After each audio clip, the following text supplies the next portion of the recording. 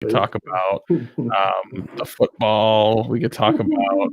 I love the idea of actually having the tickets from the games. Yeah. It's really cool. Because I had these, same thing, I had the tickets and the pictures, and you just keep them in a scrapbook. And I'm like, I'm doing the picture. And then Kurt Gibson, when I was able to find Sports Illustrated, no, it wasn't Sports, but it was a signed picture of him. So I have that with the ticket. So I'm thinking, okay, that's even more because it's autographed. Oh yeah, it's fun. Okay, well, for those of you who are just joining us, I literally click live, and we're still just talking about all this amazing stuff behind Michael's desk. He's got, and I also learned just that he sounds like this. I mean, he's got a much bigger story that we're not going to have time for here today. But Michael King, recruiter to the marketing stars. Many of you watching this probably know him, may have been placed by him. We've been doing this series, Michael, the unpredictable pipeline, having marketing leaders come on and talk about the pivots they've made this year and the things they've learned through marketing through the headwinds of this year. And I want to include you in this too, because I mean, you have this from a different angle. You're looking at it through the lens of the CMO market and right. What's happening in, to CMO roles, how those are changing, what you're seeing in terms of sort of shifts in sort of supply and demand. So first of all, thank you for joining us. I'll keep watch on our LinkedIn Live audience if we got any questions that come up, but maybe start with just for people that don't know you, just introduce yourself, who you are and what you do. Yep. So Michael King, place marketers, director, VP level at primarily SaaS, B2B, fast growing companies in the San Francisco Bay Area. Over the years, I've placed a couple people in Seattle also, but the focus is the Bay Area. So Bay Area, a lot of B2B, a lot of SaaS, a lot of Silicon Valley. Not immune to 2020, not immune to sort of just the ups and downs this year has had. But when we were talking before, it sounds like, you continue to see a very healthy market for, top tier CMO talent.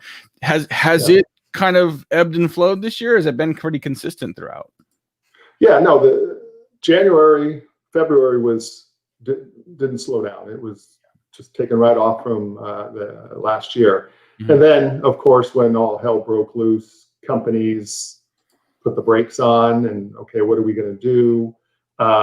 Of course, companies that were in a bad space at that time, of course, layoffs, cuts. Companies that were in a good space continued to grow. Mm-hmm. That lasted probably until June, July, and then right around July, I just start an uptick on companies reaching out. We're adding this role, and then even this week, I think I've seen 8 people who I know that have taken new CMO roles. Yeah, it's been an interesting last couple months because I mean there clearly are still companies that are quite frankly going through rounds of layoffs. There's still companies that are highly affected and have not seen their market come back. At the same time, I mean, I'm looking at the CMO Coffee Talk Slack channel. We have a job market section there, and every day people are posting roles, and it's not just like, oh, I need an intern or I need a contractor. It's like, no, I need 4 directors that can start by January 1st to like ramp up our plans. Yep. It's the hiring implies a level of increase in the marketing function that I think that in many of these companies are now then sort of saying, okay, we need to step up our marketing leadership as well. So, with this rolling thunder of just more and more of these marketing leaders that are needed, it's good to see, mm-hmm. Do you see any differences in sort of compensation, sort of packages for some of these CMOs? Has that changed at all this year? Not right now. Mm-hmm. Again, 3-4 months ago, it was probably 10%. Okay. I had companies that had executive levels were taking 10% cuts. Yeah. So in turn, when we were talking, that was reflective on packages because we would start talking about, okay, what do you think the base salary range for this role would be? And they'd jump right in and say, well, last year it would be this, but right now we're looking at this because we've all taken a 10% cut. Yeah. But it's changing as right today, I've had some calls, and that has not come up. Interesting. You had an article you posted on LinkedIn recently that was like 300,000 views or something, and it was talking about the CMO market, and especially talking about the CMO CEO relationship. Talk a little bit about sort of your reflections and looking at not only those that you're placing, but those that are hiring CMOs and the expectations they should have going into those, and Right. summarize that article a little for us. Yeah, that was interesting because I put it out there on a Friday afternoon, and I went for a walk around 12, and during that week I had probably like 4 calls with different VPs, CMOs at Series B, one in an A, and they all were saying the same thing: is they were going to start to look, and the frustration of working at a small company with a CEO that didn't understand marketing, didn't value marketing. During the process was told that they would be leading strategy, and they did, but the CEO didn't listen and went their direction. And so when I got back, I'm like, yeah, I'm just going to throw something up there and some of the boxes that should be checked before accepting a role. And then it just all hell broke loose. I mean, it was people, because it wasn't just for Series A or B or just for marketing roles. Salespeople had to do with that.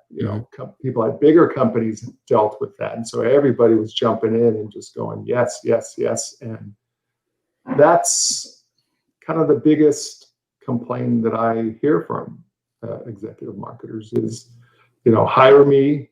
If it is a VP role, then let me do my thing. If you're looking for someone to hire and you're going to drive the strategy, go hire a director. Don't bring in someone senior like me.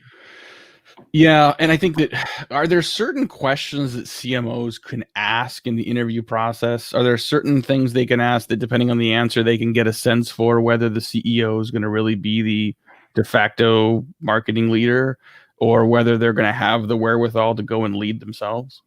Well, yeah, budget, talk about, especially say it's a B or C and they've had somebody in the role before, success, previous success. Being able to talk about that in their eyes. What does marketing success look like? And I think that'll give you an idea of, in their eyes, what's a good marketer, and is that me? And what message do you give to CEOs to really sort of encourage them to lean in on the candidates that can really drive marketing, and that can really not just be the leader of the marketing team, but I've heard some CMOs to refer to this as the chief market officer. Like, look at someone who can also sort of help understand the addressable market. I think a lot of CEOs, especially if they were the founder in early stage companies, may see that as still part of their role. What advice do you give them to help them help themselves really here?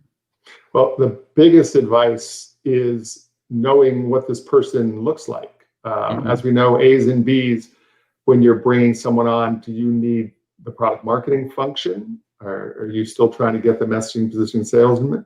Or do you have that and you need the engine? You want to bring in the demand gen person.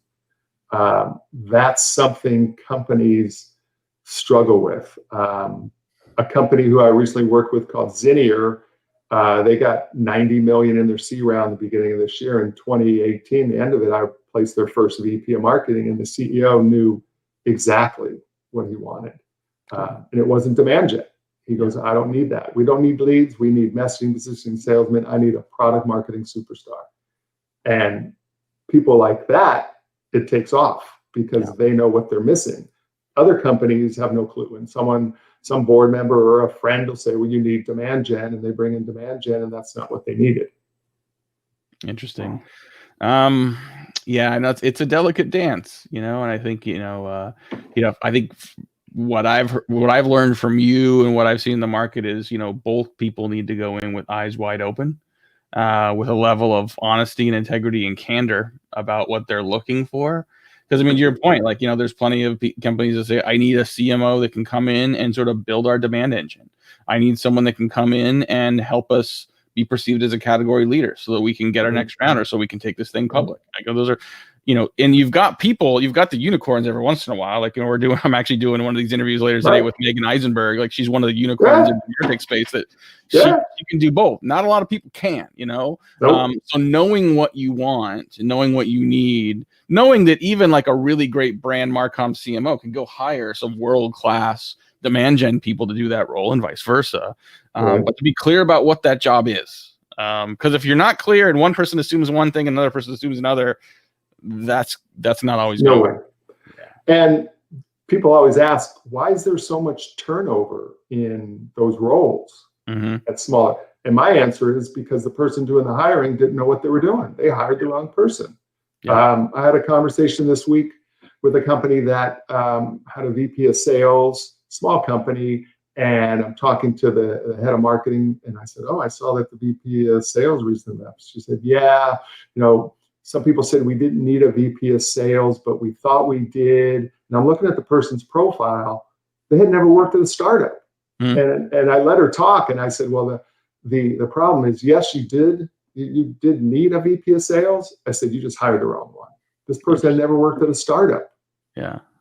And that's some people fall in love with the brand is, wow, someone was at Salesforce or someone was here, at a bigger company, and they bring them into an A or a small B to start up marketing. It's a completely different sandbox. It's like, if you've never been in that sandbox, you've already been a big company person, it's tough to make that work. And so you got to bring in people that have played in the sandbox.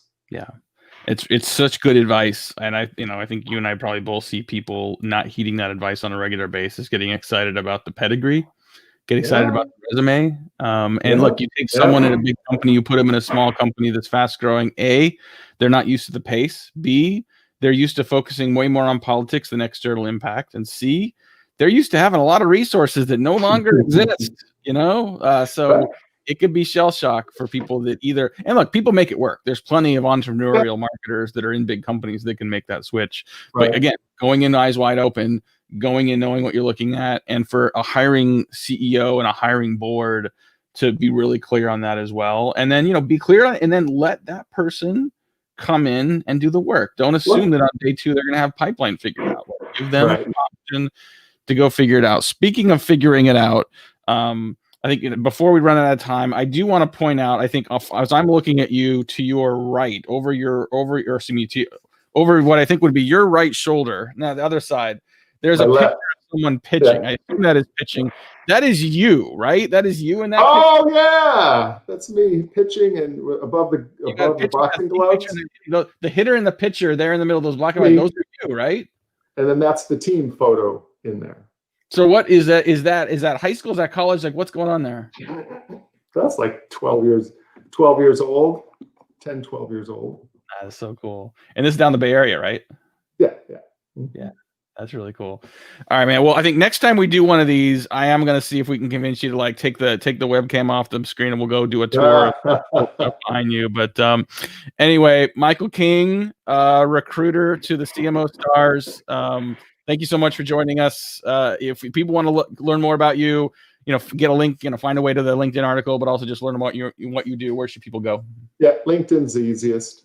Just Michael King Recruiting should take you right there. Awesome. Thank you so much. Thank you to Ryan and a bunch of others that have been watching on LinkedIn Live. And we'll see y'all next time. Thanks, Michael. Thanks, buddy.